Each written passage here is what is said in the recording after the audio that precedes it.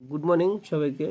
তো আমরা যেটা পড়তেছিলাম পৌষ্টিক স্তরে মানে কোশ্চেন সিরিজ যেটা পড়ছিলাম ওটা স্টার্ট করি আবার। তোমরা দেখে নিও আমাদের পরিবেশ আওয়ার এনভায়রনমেন্টের ব্যাপারে পড়বো। একটি পৌষ্টিক স্তরে সকল জীব সত্তার মৃত্যু হলে বিভিন্ন স্তরে বিভিন্নভাবে তার প্রভাব পড়বে কি পড়বে। এখন বোঝা যাবে কীভাবে পড়বে। পরিস্থিতিতন্ত্রে কোনো ক্ষতি ঘটনা ছাড়াও কোনো পৌষ্টিক স্তরে জীবকে কীভাবে সরানো যেতে পারে। তো দেখি আগে কোশ্চেনটা দেখো। আমার মতো তো সরানো যেতে পারে না, তাও দেখি আর কি।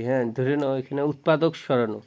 এবার ধরে নাও উৎপাদককে সরাবা, ঠিক আছে না? উৎপাদককে সরাবা তো তৃণভোজী পানি বেঁচে থাকবে না, ফলে পরিস্থিতিতন্ত্র ভেঙে যাবে। তো উৎপাদক মানে কি হচ্ছে তোমার এই যে গাছগাছালি যদি না থাকে তো তৃণভোজী পানি, তো গাছগাছালি থাকবে না। তো তৃণভোজী পানি সরানো, এবার তৃণভোজী পানিকে সরাবো। ধরে নাও এটা আছে, এবার উৎপাদক আছে, এবার তৃণভোজী পানিকে সরাই দেবো।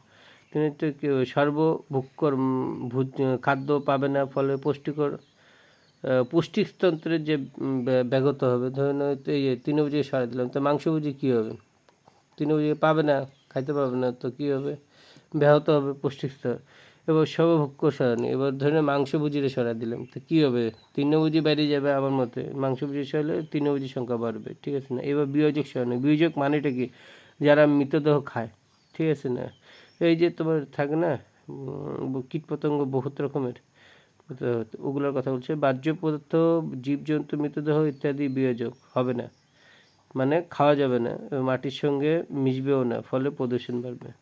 তো কিছু সরানো যাবে না। তো আজকের জন্য এতটুকু। লাইক এন্ড সাবস্ক্রাইব করে দিও।